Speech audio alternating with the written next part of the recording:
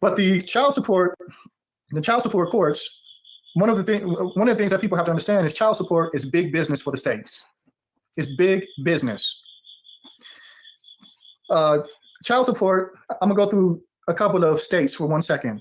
The lowest state in 2018, the lowest state recorded for bringing in money for child support was Vermont. This is in 2018.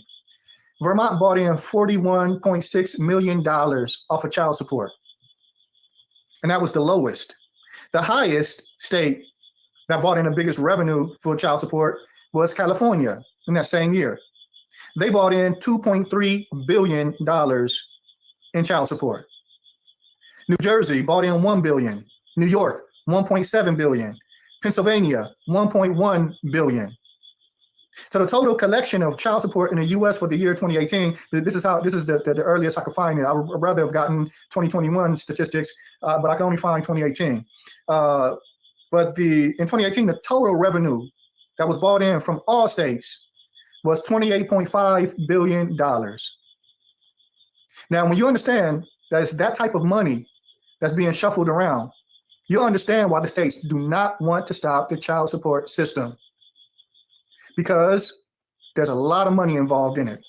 And this information was with the National Conference of State Legislatures. Now, the reality is, who's getting paid off child support? Because the courts will make it seem as if this is for the best interest of the child. This is for the child. This is child support. And if a man isn't paying his child support, he's a deadbeat dad, and blah, blah, blah, blah, blah, and blah, blah, blah, blah, blah, and blah, blah, blah, blah, blah. All that sugar-coated foolishness that they run around and saying that really masks the reality of what they're truly doing. And so when looking at this particular issue,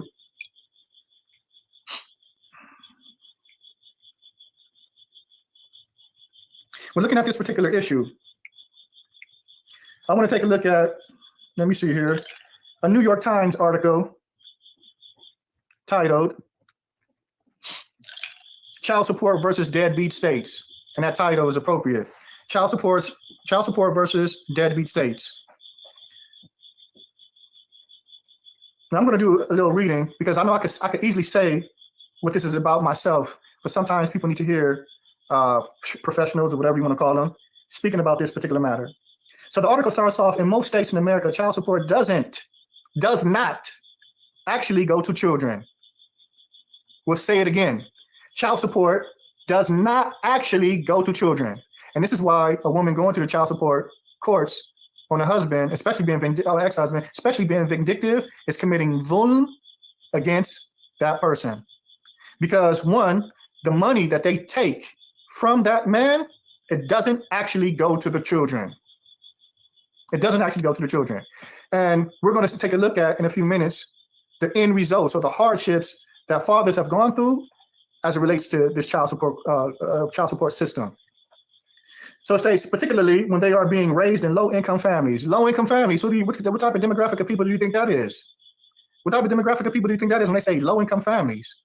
That's usually people in inner city and or urban areas. Yani Blacks and Latinos, all right? And that is the demographic of people that Talha Islamic Ministry is trying to help, the most underserved masajid in America, the most underserved masajid in America, all right? Anyway, continuing. So the article states, confused? You're not alone. Well, no one should be confused about this. This is something that's been well known, especially brothers like that's coming out of Los Angeles. We know that this child support court system is fraudulent. But anyway, confused? You're not alone. You're confused to hear that your money, the money that is said to be going to your child is not really going to them? Are you confused about that? Well, you're not alone. Many people have no clue how the child support and public assistance system operates. And I would even say to the sisters that think that they have to go to these places that are not being vindictive, a lot of them don't really know how this works neither. This is why we're taking the time to go through this. And it's hope that people, the solution that the organization is trying to come with will be supported, because we need to have a solution. The Yahud, you don't find them, at least the religious ones, being put up in this court system. Everything that they have, every need of theirs is held right within their communities. And when I say community, I'm meaning in a true sense of the word community, not a neighborhood, but a community. They have a community. All their needs are found within their square mileage, however square miles that they have control of. They don't go outside of that, of their area. If I'm not mistaken, there was a statistic I believe their money flips over 11 times before it leaves their community. That means they're spending with each other over and over again.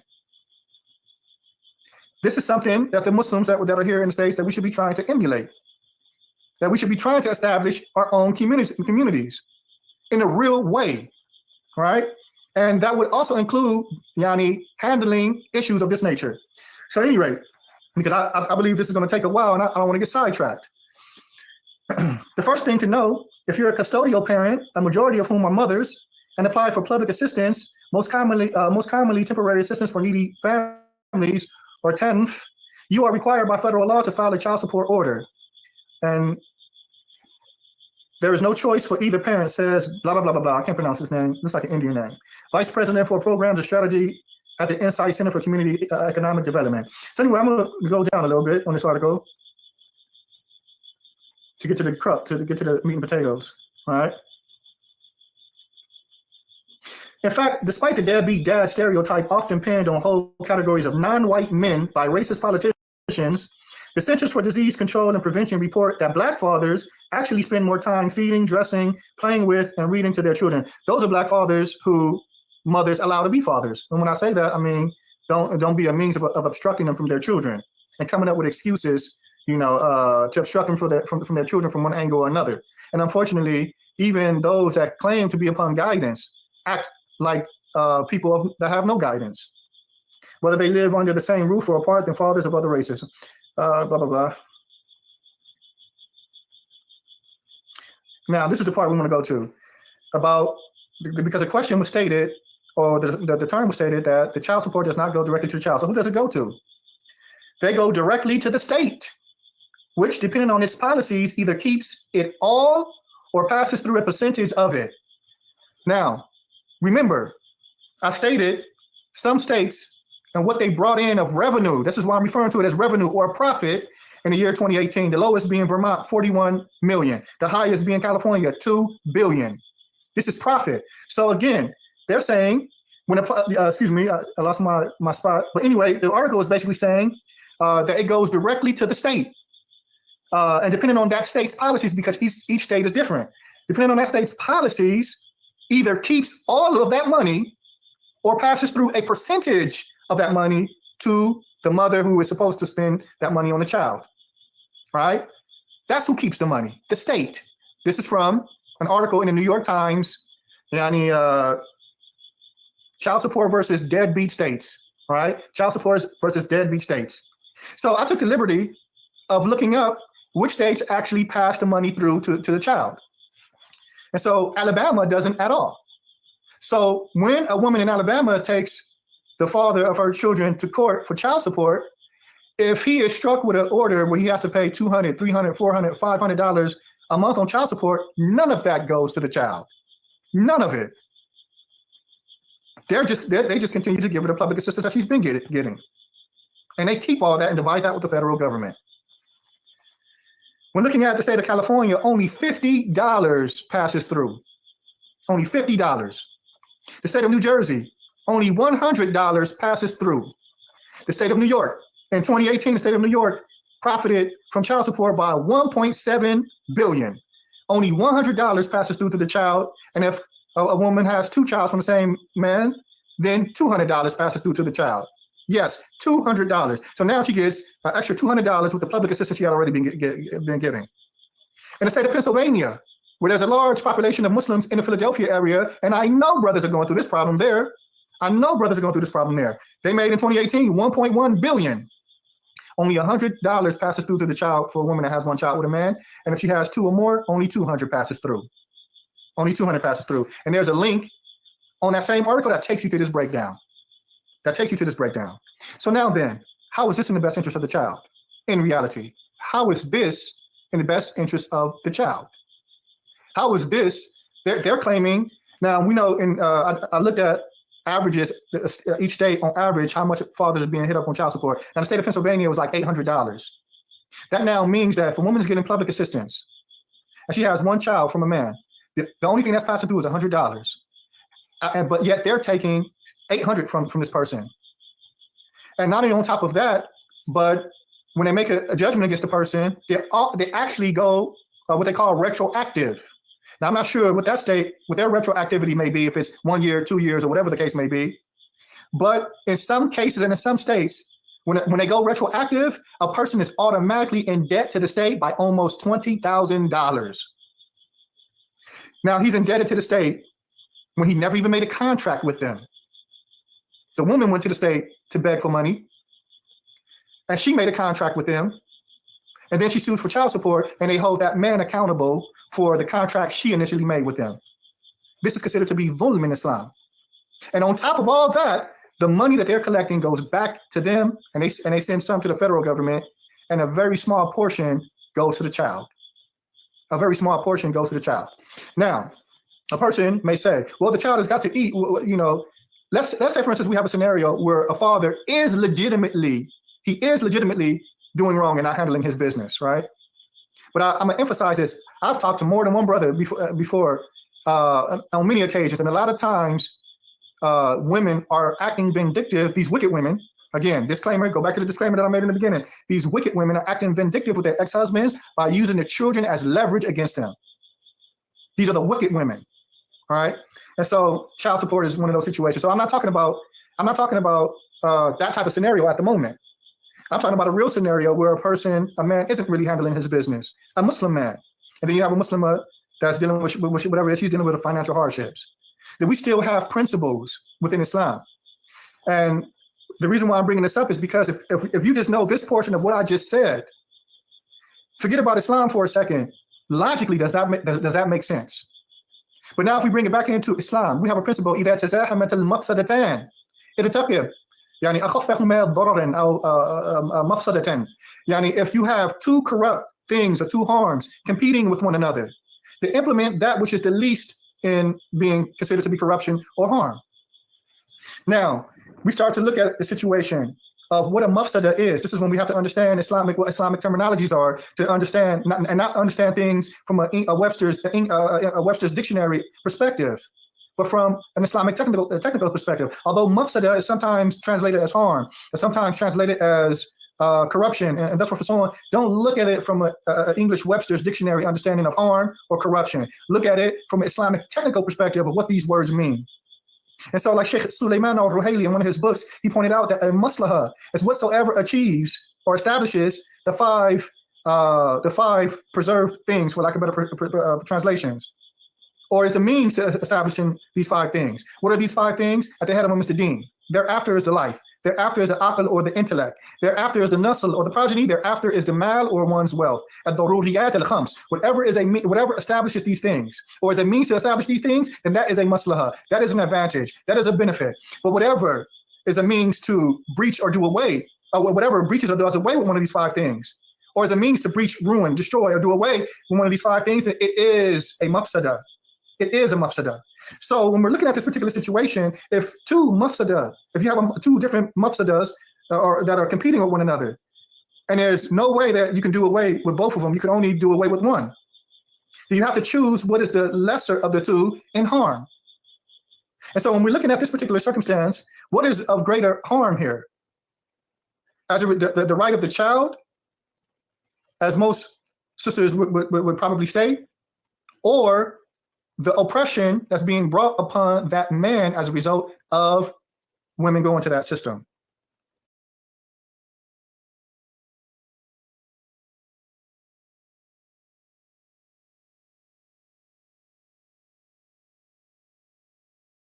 Salaam Alaikum.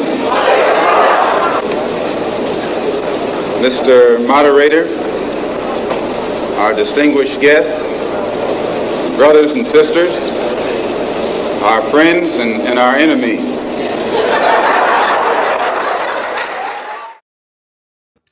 Bismillah wa salatu wa salam Rasulullah wa ba'd. In the name of Allah, and may the peace and blessings of Allah be upon his last and final messenger. Family, this topic that we're talking about tonight, about black men or black Muslim men abandoning and essentially opting out of marrying a black Muslim woman, is very important. It is very, very important. And we need to talk about this because there is so much social engineering going on in the Black community that we don't even understand what's really happening here. We have been conditioned to hate one another and hate each other and hate ourselves and always be at war with each other. So this particular one, like, again, it's an important topic. I'm going to put the link right now because we need to talk about this, right? And you just heard the brother Najib Angelisi break down the stats behind child support, which is a major factor in why Muslim men, Black Muslim men, particularly Black Muslim men, are opting out of marrying Black women. Black Muslim, and when I mean Black, I mean like whatchamacallit? Like you could say Aboriginal, like the natural descendants of slavery in the West. That's what I mean by Black. And as a matter of fact, I said this many times actually, right? So it shouldn't be a surprise that I know a lot of pro-Black brothers, like pro-Black brothers that are not married to Black women. As a matter of fact, I think I'm the only one that I can think of off the top of my head, right? That is married to a Black woman. Y'all hearing me? From the pro-Black brothers that I know. Everybody else is not married to one. Furthermore, we have a situation because of Black feminism that marriage is really, from a man's standpoint, particularly a Black man's standpoint, it is a contract that does not benefit the man in any way, shape, or form whatsoever. It is a completely lopsided, one-sided contract. And what the brother Najib, he mentioned, one of the things he mentioned is that you don't find, for example, the Jewish community in child support court. You don't find this. It's something that just doesn't exist. You'll find the Jewish community as the lawyers. You'll find the Jewish community even as the judges. But you do not find them participating in a system that they themselves went and educated themselves about, right, for their community. They don't participate in that. You go to any child support court anywhere, including Canada, and it's going to be filled with Black people. Absolutely filled. And as Muslims, particularly when you enter Islam, you should know that we have our own way of doing things. And if you want to destroy a community, all you have to do is convince that community to participate in the systems that have put in place by their natural enemies. Once you convince those people to participate in the systems that their enemies put in place, it's very easy to cause destruction in that community. In a Black community, single mother has been subsidized. It has been financed. If you are married as a Black man, there is no help for you for staying in a stable relationship with a woman. But as particularly in the Black community, amongst Black women, you will have all kinds of insane single motherhood going around, which is another reason why Black men are opting out of marrying Black women. The largest by far demographic of single mothers is the Black community. It's not even close. Y'all hearing me? So now you are asking a man, and we all remember, those of us who are old enough to remember, back in the 90s and the 2000s, save the community, take another wife, marry these single mothers and stuff. Well, how did that work out for us? How did that work out for us? Did the community get saved? No, it did not get saved. But what happened was you found an epidemic of black women taking their soon-to-be ex-husbands to court and bragging about it. Bragging about it. Even on shamelessly putting it out on Facebook and everything.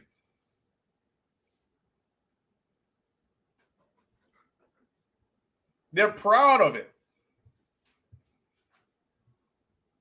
Y'all hearing me?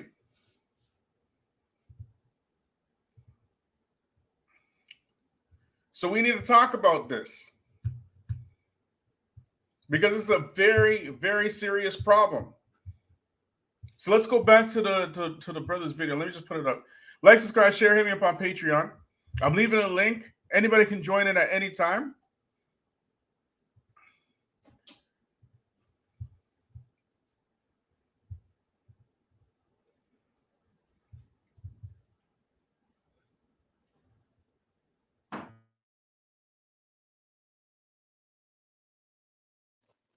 Well, one, if we recognize and or understand that some of the things that I just stated, that the state actually keeps most of the money, then you're not benefiting the child in that regard. You're just hurting the man.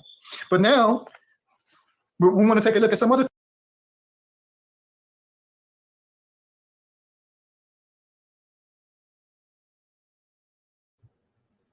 This point right here, I want y'all to understand something. I understand what the brother Najib is saying, but you're just hurting the man. But this is not the reality, okay? The reality is when you have a system like this and you create a system which incentivizes women to stay home without a man, and not only that, encourages them to maliciously usurp the resources of the father of this woman's children as a form of punishment. You're not only punishing the man, you get it? What you are doing in reality is you have put in place, set in motion, the destruction of generational wealth for hundreds of thousands of families.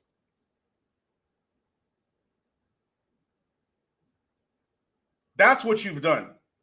You didn't just take, $600, $700, $800 from a man to spite him. That's not what happened here.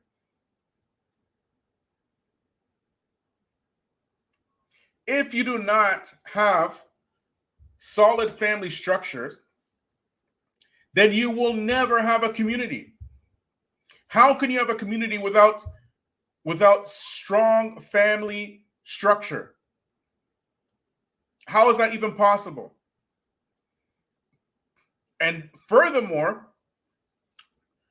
what you have also done is that you are teaching your children that the government will come and save the woman and punish the man. You're teaching your children that. So you can imagine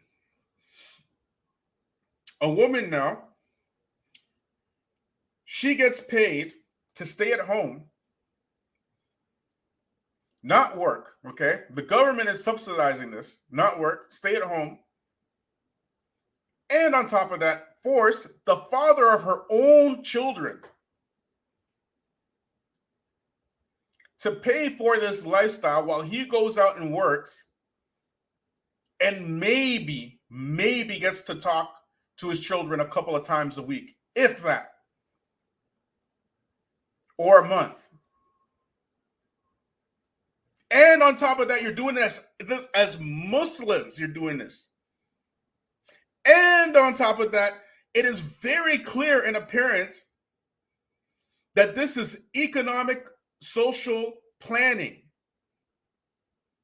in order to keep poor people perpetually in a state of poverty.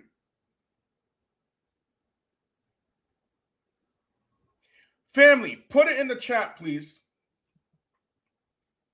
Who right now is the fastest growing demographic of homeless people as of 2022? I think we talked about this before, but if you don't know, just guess. I just want you all to guess. Who is the fastest growing demographic of homeless people in 2022?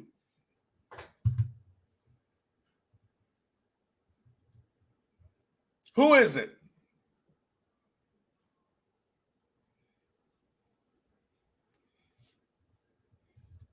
Who is it, people? Like, subscribe, share me up on Patreon. Do y'all know? Sister Tika, she says children. It's not children. Josh says single mothers. It's not single mothers. No, it's close. Josh is closer. Josh is closer. The fastest demographic of homeless people, growing homeless people, happens to be, get this, Black women, not the men. That's the second fastest. The Black men is the second. The first fastest is Black women.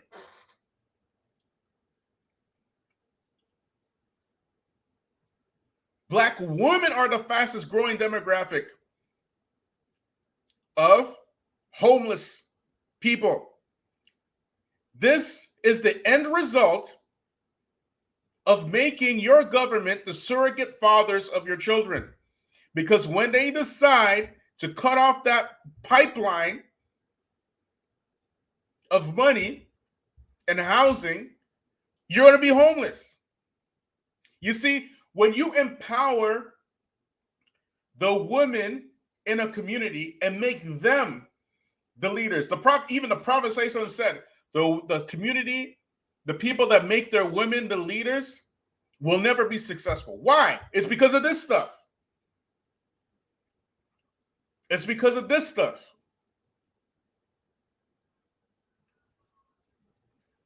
Women do not have the natural inclination in themselves to be sustainers and maintainers. That is against their nature. Their nature is to nurture. Their nature is to take care of the home. Men are naturally inclined to maintain and sustain women and children. So when you disenfranchise the men and declare economic warfare on the men in your community, what you're really doing is bankrupting the entire community. When you incentivize and have all kinds of programs for Black women this, Black women that, and not a single Black program for Black men specifically and particularly, what you are saying is that you are now removing the Black men from the homes and making the government the father of these children. That's what you're doing. So Black men and Black Muslim men are looking at this and they are saying, why would I involve myself with this?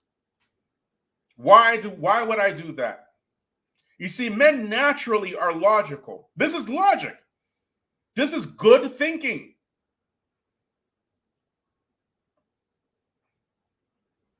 Does anybody believe that this is terrible thinking?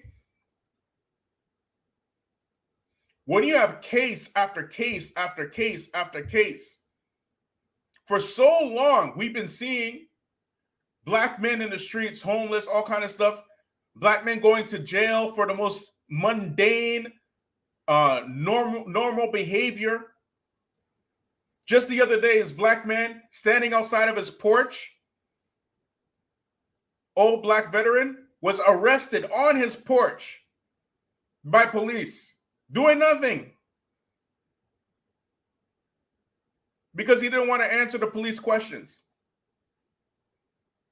When you have this situation, you see, black woman, you got to understand, it's the black man when every single time he goes out into the world, he is literally at war with the world. And not of his own volition. It's because of he's wrapped in black skin. That's it. That's his only crime. So out of the womb, the black man, he's already born fighting. Straight out the gate. And his mother, he may grow up seeing his mother with multiple baby fathers. First thing, multiple baby fathers. He's going to school in his neighborhood, a whole bunch of black boys just like him. No hope in sight. And if he had had the opportunity to make it out of high school unscathed, he has to find a way now to gather money so he can go to post-secondary, college or university. So he's got a lot of decisions to make. And if he's lucky enough to get out of post-secondary, because you got to remember, for black men, there aren't all of these programs. A single mother can go to the government and get money. What's a black man supposed to do? What's he supposed to do? And if he is fortunate enough to make it out of college and university, and he looks back and his pool of women within his own community have been run through, multiple baby fathers, all this insanity happening. You think he's going to see that as an option? So now, and as Muslims, we have our own way of doing things. However, what we find, even in Islam, sisters have opted for thick, dense black feminism.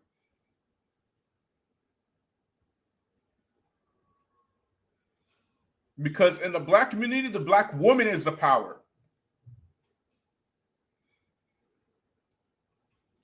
And who put the black woman in power? The same, our enemy, our natural enemies. Right? So the point is, right? I gave you that long rant. The point is, I understand what the brother is saying, to punish the man, right? But you're not punishing the man when you do this.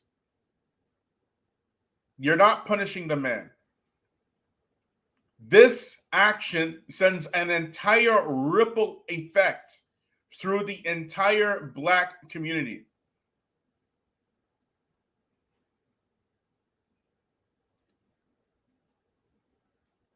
And let's say that the woman gets all that money. You have to ask the question, does money raise children or do men raise children?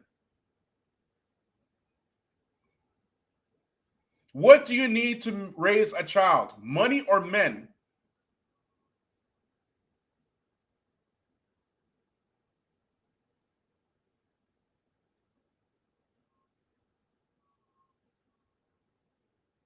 That's what you need to ask.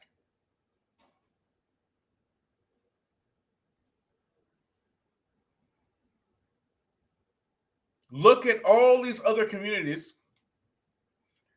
even the poorest, for example, Hispanics or whatnot, their family structures are intact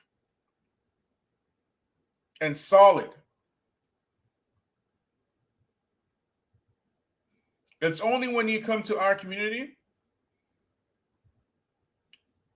where the women are incentivized to go at war with their men. Just keep watching this, y'all.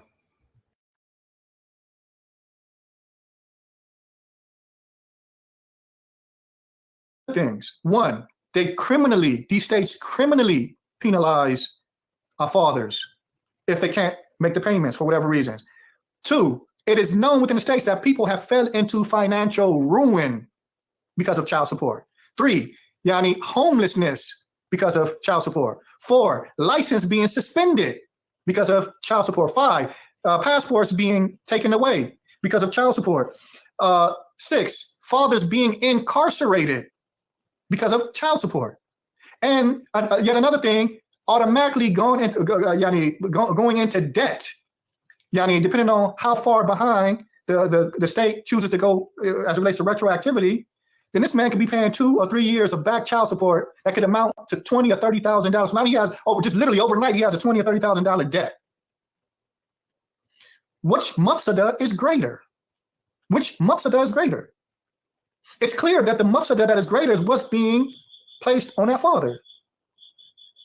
And one of the things that even some of the kuffar are starting to say, that forget all that stupid talk that the states do as it relates to saying Debbie dad, Debbie dad, Debbie dad. No, fathers, if you can't take care of yourself, there's no way you're going to be able to take care of a child. If you can't even take care of your own basic needs, there's no way you're going to be able to take care of somebody else. There's no way, all right? And another thing that I forgot to mention is that even when they calculate the child support, they don't go off of your net income and analyze the responsibilities that you're paying monthly when they come up with their percentage. No, they go off your gross income, knowing that that's not what you see, and calculate it from your gross income and have no regard for the other responsibilities that you have to take care of monthly. So they have no regard for your rent and no regard for your utilities and whatever else you have to pay. And even if you have another child whose mother didn't file a child support case against you, they give no consideration to any of that stuff when they make their judgment on that. This right here is another very important point. So what the brother is mentioning right here, it just exasperates the wickedness of this system. It exasperates the wickedness of this system. Because let's say, for example, the man, he has another family. Right. And we know in the Muslim community, Black Muslim community, we know this is very typical. See if the community take another wife. Okay. Right. This now, because the government is not looking at the net income of the father, they're looking at the gross. So this is before expenses. This shows the intent behind the system. Because if it was about fairness and whatnot, they would look at, the father's expenses. But they're not looking at that. What they are looking to do is to make a debt-based system in order to usurp the benefits of keeping somebody within perpetual financial slavery. You get it?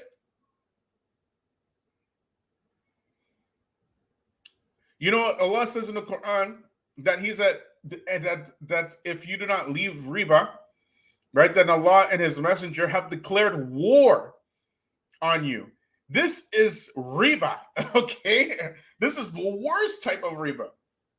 As a matter of fact, it's like I can't even describe it. You can't even describe how wicked this is.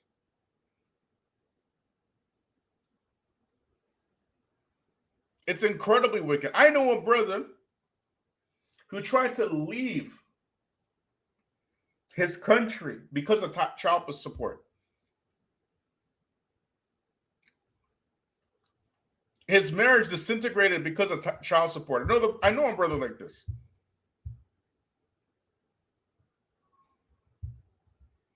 I know, man, it's this child support thing is incredibly, it's just a wicked thing. Very wicked, very evil. No logical person will look at this system and say, okay, this is fair. And on top of that, you will find women giving advice to other women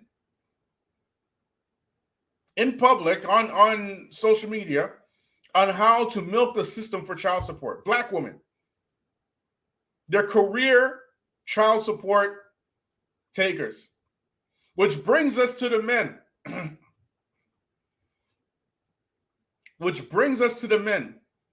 We said openly on this channel that men have to vet their women better. 100%. This is a fact, particularly black men. We have to vet our women better before we marry them. And what's happening is that black men are going elsewhere. They are actually going elsewhere because of these type of things.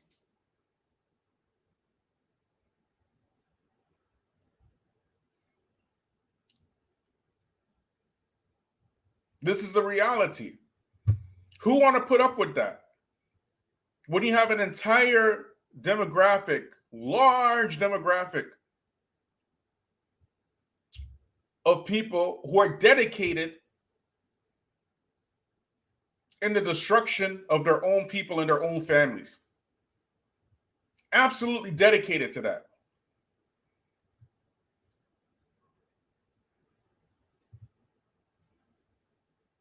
Anyway, let's keep watching.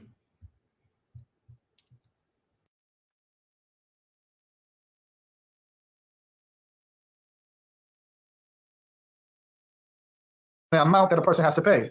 So this is done because quite naturally, the amount that they're saying may not even be what that person is capable of paying per month. So this is dhulm, and this is a greater mafsada, and there's no doubt as it relates to that. There's no doubt as it relates to that. And then aslan, this isn't a judgment that's in accordance with the text of the Kitab and the Sunnah. Allah Tabaraka wa Ta'ala does not legislate something of this nature. So how could it be okay to go to this place? How could it be okay to go to this place? There is when we go to the Council on Temporary Families, there's an article or a study that they did that they submitted to the University of Texas at Austin. And it was dealing with fathers that end up in jail, incarcerated over child support. So, and usually a person goes to jail for child support when they can't pay after a while because they're so caught up in debt. So one of the things the article says about 70%, 70, this is the overwhelming majority, of the 15 million open child support cases owe debt. And although they're not given the exact dynamic, why is that? Because of that retroactivity. As soon as a judgment is made, you got a lump sum of money that you owe, not to the child, but to the state. That money's going to the state and the federal government.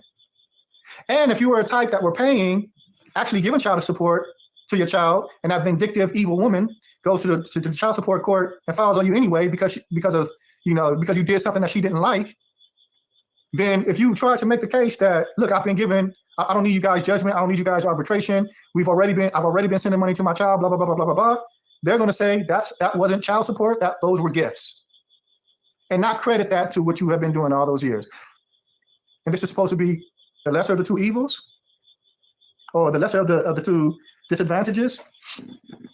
So skipping down, this brief describes a study of who goes to jail for non-payment of child support, focusing on the factors that make it more likely for someone to be sent to jail for child support debt. Data coming from four waves of the Fragile Families and Child Well-Being Study, and that's FFCW for short. A sample of nearly 5,000 families when focal children were ages 1, 3, 5, and 9 years old. So now let's take a look at their findings. 53% of children in the FFCW sample had a non-resident father by the time they were 9 years old. Most non-custodial parents in the FFCW sample were male, which is usual, which is typical. The number of non-custodial mothers in the FFCW sample was too small for analyzation. So that's one point. Second point, 52% of non-resident fathers had a formal child support order. Next point, 60% of fathers with child support orders had child support debt. 60%. And again, that's because when a judgment was made against them, most likely it was the retroactivity that caused them to go into debt.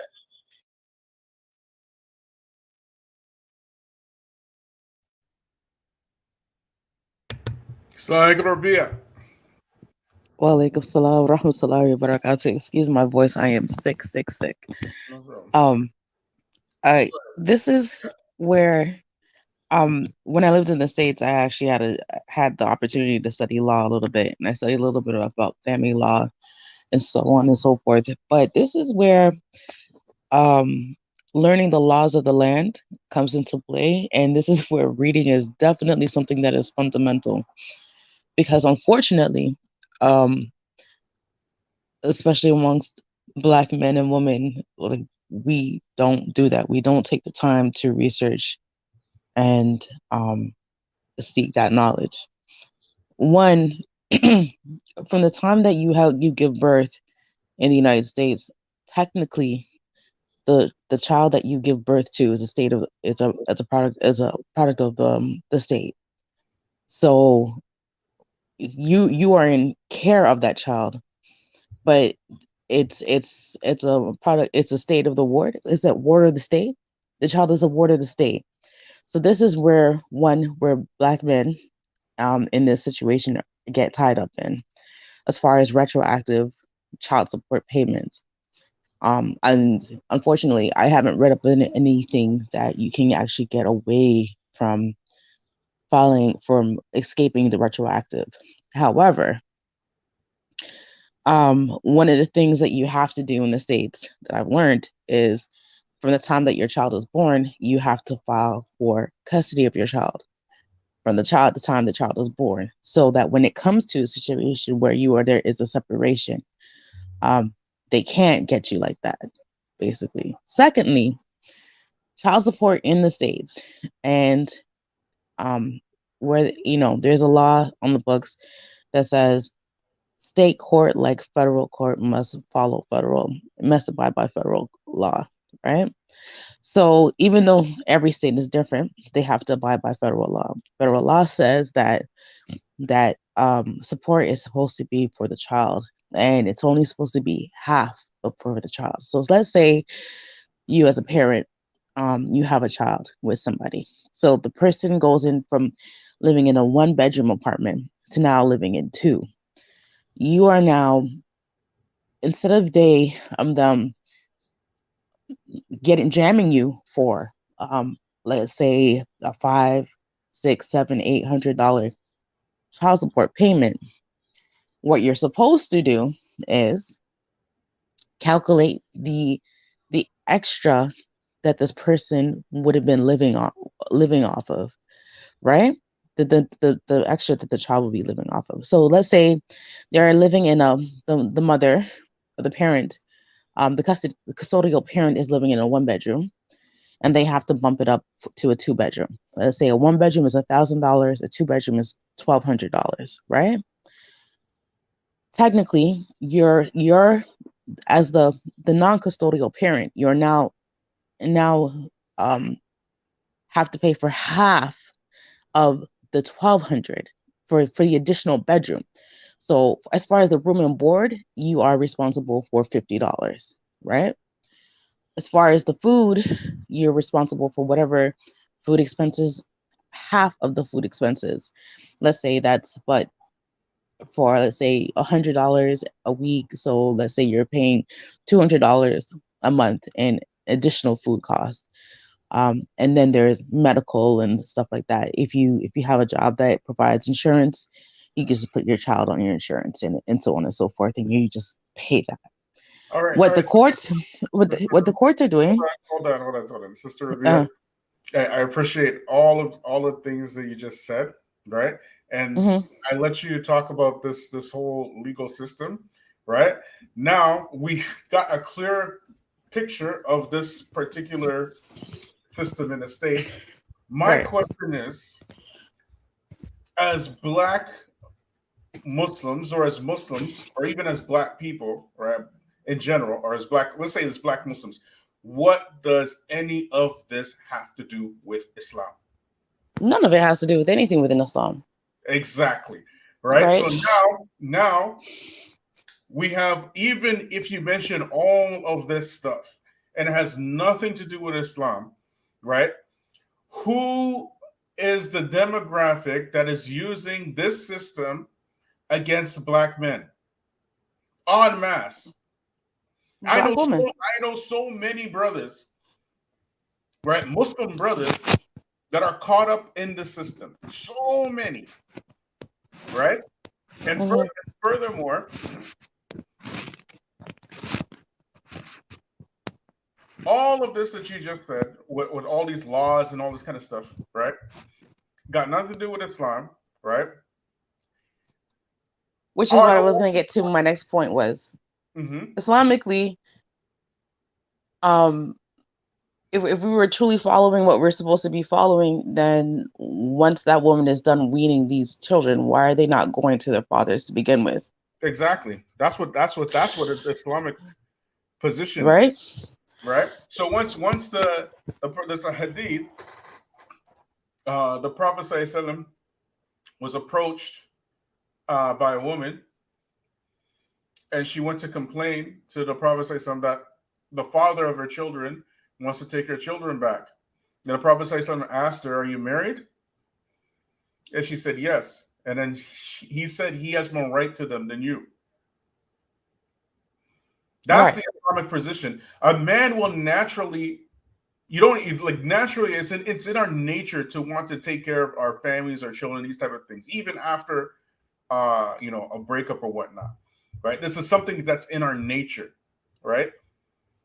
However, what we see is this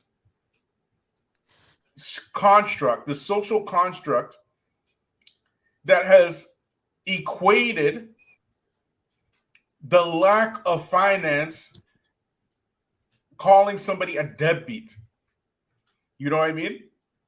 Oh, and 9 times out of 10, that's not even the case. That's not even the case at all. Actually, I'm not even going to say that 9 times. 8 times out of 10, it's not even the case. I would say the vast majority of the times it's not the case at all. It's not. They're not even close to being the case. And as a matter of fact, what we see are studies, that single fathers make better single parent households than single mothers, right? I believe it. But the point here is, because the crux of this conversation, right, is that Black men are opting out.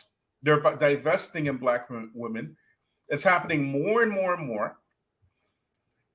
And this right here, if Black women cannot see, particularly Black Muslim women cannot see the wickedness in this system and continue to invest in the system, then eventually what will happen is that they will be by themselves. And it's happening right now as we speak. As we mentioned before, the largest demographic, the fastest growing demographic of homeless people are Black women. For the first time, Black women. That is the consequences. That's the consequence of kicking your man out. That's the consequence. You get it? It's the consequence of selling out to feminism. It's the consequence of sheer selfishness. Mm-hmm. You didn't want your man. You wanted the government to take care of you. Well, this is how the government taking care of you now. That's the consequence. You understand? So all these laws and this and this and that, at the end of the day, none of it is Islamic. None of it helps the Muslims. We have our own thing, our own system, and it requires Muslims to participate in that system for it to work, to willingly participate without trying to be incentivized financially or socially or anything like that. We are looking for the incentive from Allah Himself. If you're not looking for the incentive from Allah directly, and you're trying to seek some sort of economic edge on your significant ex-other, then your Islam will not work. And when that Islam does not work and you run into trouble, then you have nobody to blame but yourself. That's the point. That is the. But this is where, and this is where child support is being weaponized against Black men too. But at the same time, this is where also the Muslim community, especially in the Black community, we need to move past Usul al-Thalatha and Kitab al-Tawheed and actually start teaching life lessons in the masjid other than just these, the basic books. I think if it was something that is taught, because Islam covers every aspect of our lives. Like, why are we not? How is it that we have situations where women don't know how to properly vet, fathers, and then men don't know how to properly vet the woman. And then when it comes to a breakup, that you don't release your child to the father, or the father doesn't initiate the fact of getting their child. This is the other thing too, right? Because amongst the Black Muslim community, we know a lot about Aqidah and Hadith and these type of things. But when it comes to the practical application, we are still in the West and we're practicing a whole bunch of Western stuff, particularly the women, because the women, they are incentivized to do that, right? More so the women than the men, right? So unless we decide as a community that we are going to actually put what we learn into practice, it's just not going to work because we don't have the government on our side to help us practice Islam. You know what I mean? The government is not going to support you. The kuffar are not going to support you. Nobody's going to support you. Your support is only going to come from Allah directly, right? So if once you understand that, right, and you know that you're waiting from your reward from Allah directly, you're not waiting for your reward from anybody else. Like, look at this channel, right? Look how many times we came out guns blazing for the truth, okay, on this channel, right? And people will enjoy watching it from afar, but they will never come on it. They won't come on it. Why? Because it's just too much for them, right? It's too much for them, and half of them are scared. Yeah, exactly, right? And but the truth, always stands alone. The truth will always stand alone. Yeah, right? And if you're not willing to do that, if you're not willing to stand alone on the truth, you know what I mean, and actually practice as much as you possibly can and encourage your brothers and sisters to practice as much as you can, then it's going to be the same old. And we are seeing right now a shift in the psyche of both Black men and Black women happening right before our eyes in the Black community. This is happening, and if you want to salvage this, then one of the salvage this. Well, we don't necessarily have a community. What we have is, as Dr. Claude Anderson always says, we have neighborhoods. We don't have communities, right? If you had a community, you would own everything. You would be the ones owning your stores and everything. That everybody comes into your neighborhood to shut up shop to bring money back to their communities. You know what I mean? The word community, it comes from two words: common unity, right? We don't have that. We have a social engineering project, right? But the one thing that can actually straighten us up is actually Islam. It's not like a euphemism or, No, this is a fact. This is a fact. But it requires the people practicing it, not practicing some Kafir's law, and trying to become a paralegal in order to navigate through the society, right? What I mean? That's what I'm saying. But Khair Rabia, I want to get back to this video, right? We'll keep watching it, John. Why? Okay.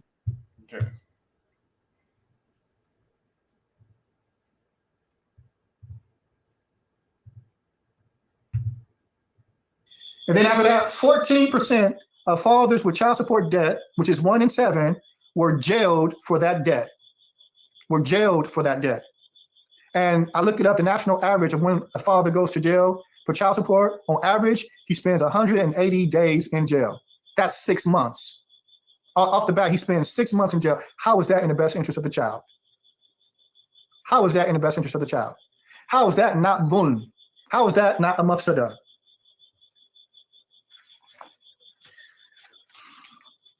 Incarcerated fathers for child support, in a study that was done in 2003, incarcerated fathers for child support, the number was between 250 to 400,000 fathers. 250 to 400,000 fathers, according to Missouri Legislative Report. And this is from the National Fathers Resource Center. And they even have what you call an obligor's prison or a debtor's prison where they go to. And that's usually due to failure to pay back support. In other words, retroactivity. Because when a judgment is made against a person, when they have to pay monthly, they're usually having to pay two. Whatever the current child support order or judgment is, plus they have to pay retroactivity.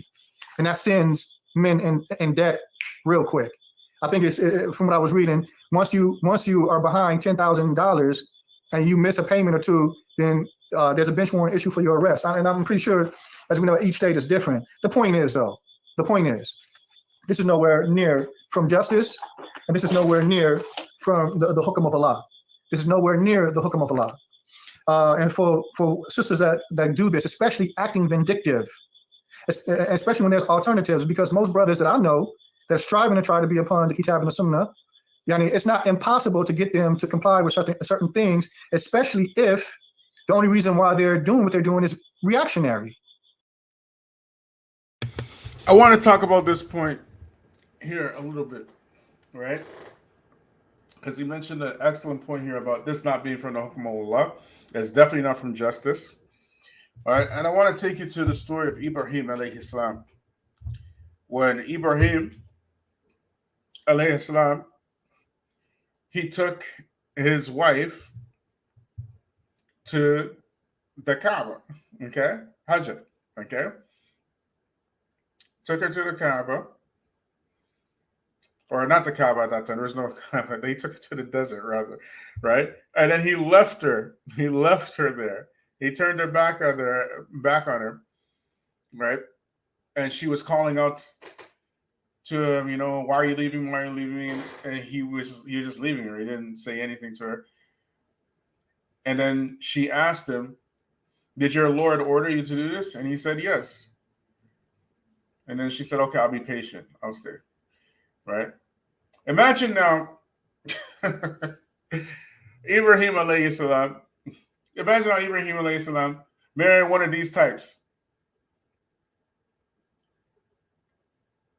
And what her reaction would be. I'm calling the authorities on you, blah, blah, blah, blah, blah. I'm calling the police, taking you to court, all kind of stuff. It's like we're reading the stories of the Anbiya and these great women and whatnot, and the things that they've been through, but we're not really benefiting from it. The short-sightedness of Black feminism and not seeing how you are being played and used and weaponized against your own people. How Black women have become the number one weapon in the service of white supremacy against their own people. And you can't see it. Even though you are Muslim and there's no possible way as a Black Muslim woman that you don't know what you're doing is wrong when you're going to these court systems, taking your exes to these courts.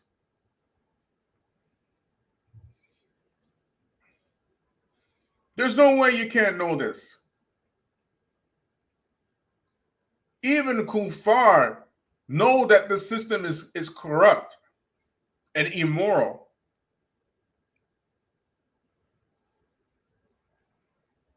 Not to mention Not to mention making like business out of taking your baby fathers to child support and all that kind of stuff. Child family court services or whatever it is called.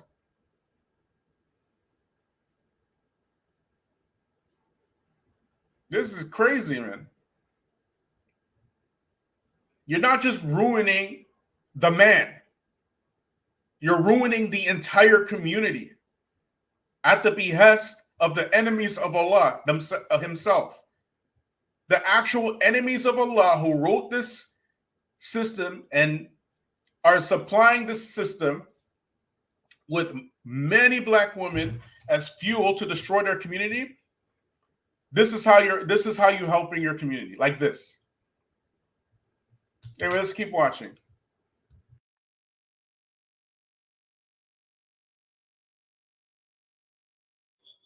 It's reactionary. And so for any woman to go to this court system, knowing that this is not a judgment, that is in accordance with the text of the Quran and the Sunnah, and it consequently sends a person into financial ruin, homelessness, and other than that, incarceration. A person could have never had a jail record and end up with a jail record on account of this type of stuff, which makes it even harder for him to maintain himself. And if he can't maintain himself, he's definitely not going to be able to maintain someone besides himself. This here is another excellent point. This is another excellent point. You are criminalizing somebody who is not an actual criminal.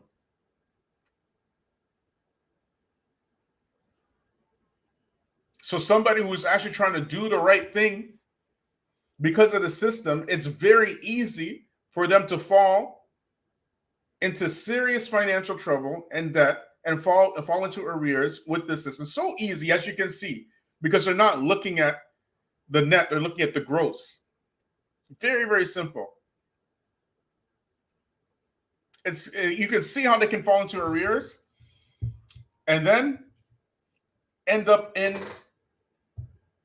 a criminal court system for a non-crime. Can you imagine? The government's already paying this woman to support her children, then coerces the woman's ex to pay a lump sum every month. And when he falls into arrears, who goes to jail? What does the woman go to jail for? What does the woman go to jail for? But the man goes to jail. And then when he can't get a job because he got a criminal record, you see how this is debt slavery? It's devilish, incredibly devilish, and has nothing to do with the children whatsoever. And Black Muslim women are participating in this. Let's keep watching. So I say there's some ayat that I think are really important that need to be reflected off of. From these ayat, there's a statement of Allah, is it the ruling of Jahiliyyah that they desire? وَمَنْ أَحْسَنُ مِنَ اللَّهِ حُكْمًا لِقَوْمٍ يُوقِنُونَ. And who is more better than Allah in judgment for a people that have certainty? And Allah Tabaraka wa Ta'ala says, أَلَمْ تَرَى إِلَى الَّذِينَ يَزْعُمُونَ أَنَّهُمْ آمَنُوا بِمَا أُنزِلَ إِلَيْكَ وَمَا أُنزِلَ مِنْ قَبْلِكَ يُرِيدُونَ أَنْ يَتَحَاكَمُوا إِلَى الطَّاغُوتِ وَقَدْ أُمِرُوا أَنْ يَكْفُرُوا بِهِ. Have you not seen those that claim that they believe in that which has been revealed to you, and that which has been revealed that which has been revealed prior to you? They desire or they want to seek judgment in the Taghut, and undoubtedly they have been commanded to disbelieve in that. وَيُرِيدُ الشَّيْطَانُ أَنْ يُضِلَّهُمْ ضَلَالًا بَعِيدًا. And the shaitan desires to cause them to go far astray. Now, I remember this is a real situation because it's clear that this judgment is not in accordance with the Kitab and the Sunnah. It's not from fairness. It's not from justice. It is literally from oppression. I know a real situation of a brother back in LA that took his ex-wife to Sheikh Farid Abdullah, and they were disputing over these issues. And she was threatening to take her ex-husband to court for child support and to gain custody of the children, and thus forth and so on. And Sheikh Farid, from what this brother informed me, that he made it explicitly clear that if she went to this court, she would not be seeking a judgment that is in accordance with the legislation of Allah. And that all she had to do is be upon taqwa, because he was making clear to her what the judgment of Allah was or is, and the ex-husband was there stating that he would comply to the judgment of Allah. So he was making it clear to this sister to seek a judgment from other than what Allah revealed is disbelief, and that she should not go that route. This brother said, Sheikh Farid, because I wasn't in that meeting, but he said Sheikh Farid made it explicitly clear to her. She went and took this man to court anyway, after hearing all that from Sheikh Farid. And anybody that's been around Sheikh Farid Abdullah knows how eloquent he is when it comes to the text of the Kitab and the Sunnah, and how things are, the text and the Sus with Sheikh Farid are on recall real easy. He recalls these things. This is a gift from Allah Ta'ala bestowed upon him. He recalls the text of the Kitab and the Sunnah real clearly. So she went to the courts anyway. And wallahi, this was years ago. Wallahi, where's she at today? What is she upon today? She's an apostate, and has been an apostate for 10 years, a little bit longer than 10 years. And so some of these sisters, these wicked, vindictive women, Allah knows best concerning their Islam. I'm not making takfir on people, but the reality is this woman's kufr came out. She had no regard for what was stated, went there anyway. And years later, 1 year, 2 year passes, and now who she was revealed. And this shows why she didn't have concern for what Sheikh Farid was talking about.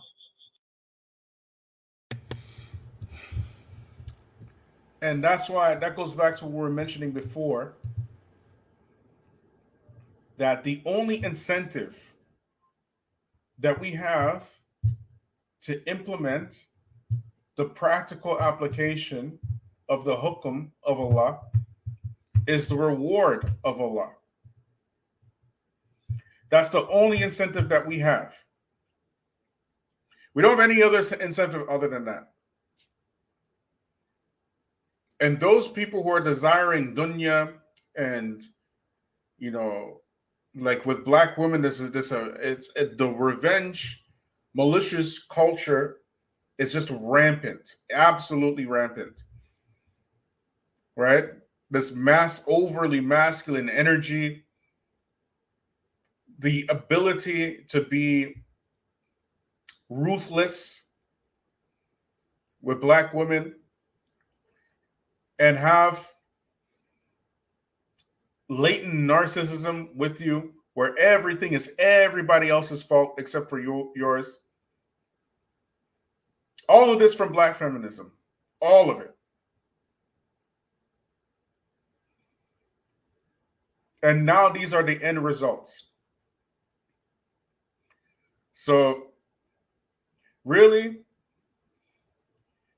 as I mentioned before, black men have, you find entire groups where black men are encouraging other black men to leave Western countries to go find a woman in Africa, the Caribbean, Colombia, Brazil, all over the world, right? I know a lot of brothers who are married to foreigners, black brothers, okay?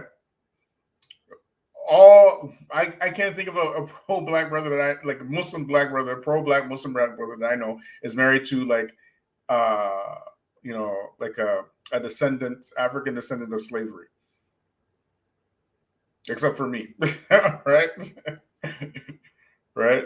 So this thing is happening right now as we speak, right?